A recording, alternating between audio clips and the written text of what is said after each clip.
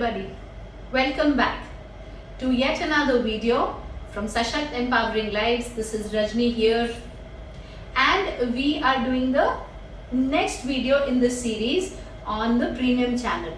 So up until now we have discussed on the 5-finger model. There have been videos on behaviors, there have been videos on how do you develop language, there have been videos on how do you develop social skills, how do you develop self-help skills, and self-help skills we have covered, and finally now we have come to the last section, academics. Here onwards there are going to be many videos, because this is an ocean and we will be covering English, Hindi, Math, EVS. We will be covering a lot of things, but in today's video it's like when you begin the hardcore exercise. Yeah, you go to a gym, you start exercising. What does the instructor say? He says warm up. Yeah, so today we are going to do a warm up session for academics, because there are certain things that you as a parent need to know before you simply start off with your kid on the spectrum to teach any kind of skill. Because please understand, if you're teaching a skill and the warm-up is not there, if you simply start picking up heavy loads and you have not warmed up your body, your joints are not ready, you will end up with a injury. So the same way, you start with copy and paper and say, beta A, B, it's not going to work, and the injury will be that the kid will run away from that stimulus and data, and you will say, every time I want to sit with my kid and teach him or her a concept, they just start crying and shouting and spitting and biting and they run away. No, it's because it was not done the way that was engaging for the kid. So today is a warm-up session. So we are going to be talking in today's class what all you should be doing, and then the next Saturday we will start with actual academic concepts. So first thing that you should be doing for academics is structuring for success. You want to write that down? Please write that down. Structuring for success. Now what does that mean? It means you structure your environment. Okay, now today I'm going to drop a few technical concepts. Okay, so you might require a copy and a pen, and you might require to keep going back to these concepts, because you really need to learn these. Okay, this is like the pre-learning, so that you can be more effective with your kid. So structuring for success. Now what does that mean? It means your environment is structured in such a way that you get maximum benefit. Now suppose your kid is hyperactive, will run here and there and jump and go over the table, under the table, fizzle out somehow. Yeah, you cannot make your kid sit on the floor in the middle of the room with everything accessible to him, with a table with stuff on it. Where he'll pick it up, he'll throw it, he'll push it, he'll go here, she'll go there, and you will be like, what just happened? We wanted to study. Yeah, and you can't blame the kid. The kid is on the spectrum. So what you will do, you will structure for success. Now how is that done? Find the joining of two walls. Okay, find a corner, put a table at the corner so that the kid is kind of trapped. Okay, now don't take my word wrongly when I say trapped. Okay, the kid is there sitting at that corner at the conjunction of the two walls, so that the kid cannot run easily. Now to the side of the kid you sit. Okay, this is your first structuring for success. Now seating, all okay, so far so good, fine. I seated him. Now what? I seat him, and now I'm thinking, okay, let me see what I have to do. He will somehow something and bite you and get into the table and somehow manage to get out of that arrangement. Yeah, so structuring for success does not end with seating the kid to a corner. It begins with it. Now before you seat the kid, okay, first thing, okay, I have to place my table in a way that the kid cannot easily get out of it. Second, by your side you will have all your material ready. So if you are going to teach your kids sorting skills, you must have proper trays, proper material, proper stuff where you can,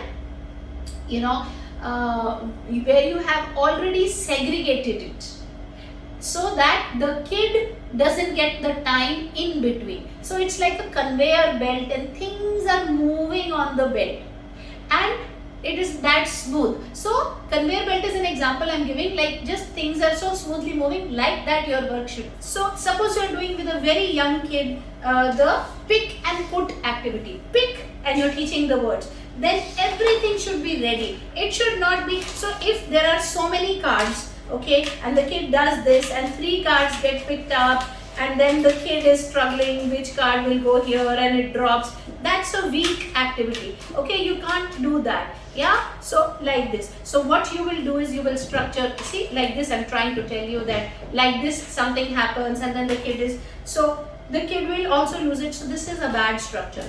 What you will do is you want the kid to do in a structured way. Structure for success, you pick up 1, 2, 3, 4, only so much, and you say pick, put, pick, put. So you will structure it. If you have to do matching, you will put white pieces of paper on that piece of paper. You will not simply keep the thing on the table to match. Okay, suppose these were 2 similar cards. These are not, but I'm just telling you for the sake. Okay, from this side we see these are similar. Okay, so suppose these 2 similar cards. So you have this card over here, and you have this card over here, and you have this card over here, and you have this one card in your hand, and you say match. So don't simply keep your cards like this. Rather, you should be putting a white paper there and and if these are white cards, put a black paper here.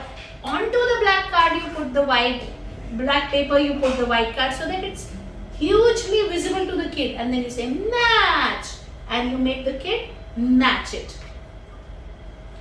So like this you will do. Then sorting, have already created trays, have little smaller numbers so that you can get the kid to pick and put and say yes, we are doing the same, we are doing the same, we are doing sorting. So anything, any activity that is on your agenda that you have to practice with the kid, it must be truly sorted. Okay, at your end, not like, oh, I can't find where I kept it. Okay, I will just go. In so much time, the kid has disappeared, gone, and your activity is gone. So don't do that. First is structure for success. Okay, structure your environment, structure your worksheets, structure your work, structure your time. So you put a sand clock. Okay, you say when this is finished, we will get up. Okay, so you show, or you put if you think that the kid will get stuck onto this watching, don't do it, then it's not a good idea. Then you put the alarm, then it should be like, and the minute that goes, you say, okay, wind up, time over. So that is how you structure the environment. Alright, next one is errorless teaching. Errorless teaching means teaching in a way, and I'm going to tell you all the activities here on how do you teach errorlessly. Yeah, that there is no chance that the kid will make a mistake. Okay, another concept that, and this is all warm up, so you can write it down, guys. Okay, because this is very, very important. This is like the foundation. I will let you know what is errorless teaching. I will tell you. Errorless teaching means doing things in a way that you don't end up making any mistake. Yeah, so if you are teaching coloring within spaces, so simply drawing something and saying, okay, we will not go out is not errorless. Rather, you can take a puzzle tray and remove the small pieces. Now there is the mold, and no matter what the kid does, the kid cannot use the crayon and go outside the mold. Yeah, because it is so deep and it is carved inside. So it is structured for success and it is errorless teaching. Similarly, if you want the kid to write within lines, then you will take big broad lines so that the kid learns, and you will put a bindi on top and a bindi where it should stop, so that the kid is aware, this is how I start, this is where I stop, this is what I do. Okay, and along with that you will give more hands-on experience. Yeah, I remember what was next I was going to tell you. So you will get more hands-on experience. I was talking about the 2 golden rules. Please write these down. Very important. Simple to complex, tangible to abstract. So very simple activities to begin with, and slowly the level of complexity of the activities will continue to grow until they reach a particular point.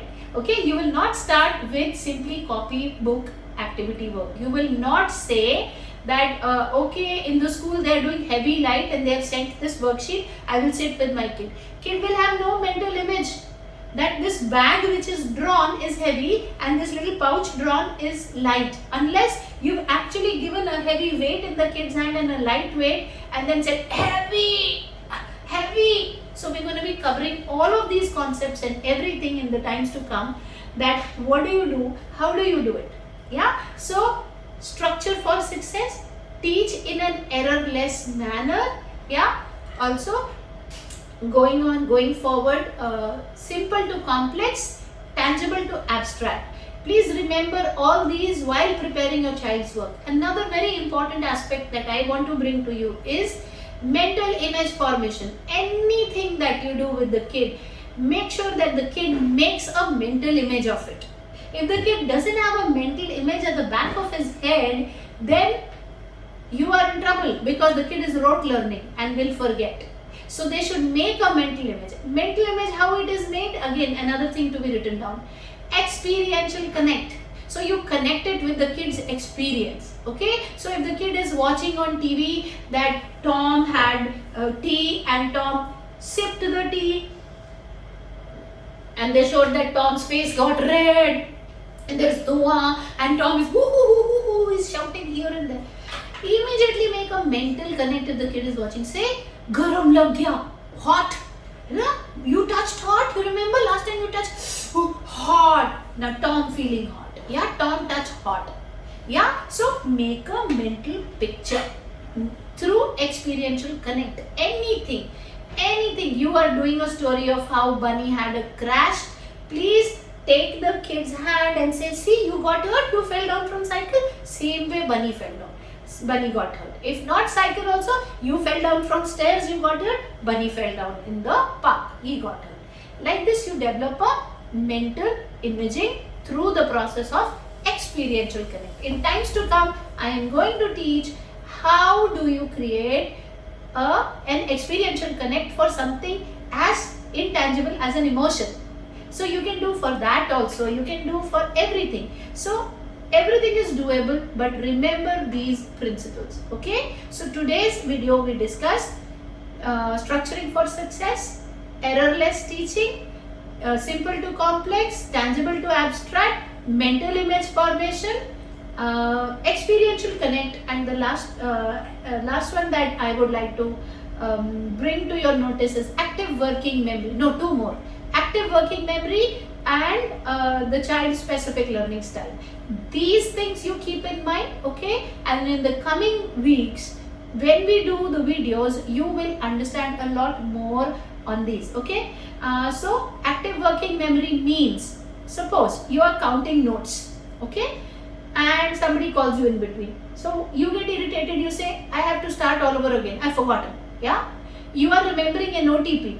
So the next not 5-7 minutes, 1 or 2 minutes or maybe less, and you keep remembering 5782, 5782, 5782, 5782, and the minute you enter the OTP 5782, after that if somebody says what was the OTP, you don't remember. This is active working memory required in that particular moment to do that which you are doing. So you have to assess your kid's active working memory. If it is for 2 words, you can't give 5. If it is for 2 pictures, you can't put 4. Okay, it's the scanning ability. You have to see how much is the active working memory. Now I'm giving you a brush up on these concepts today.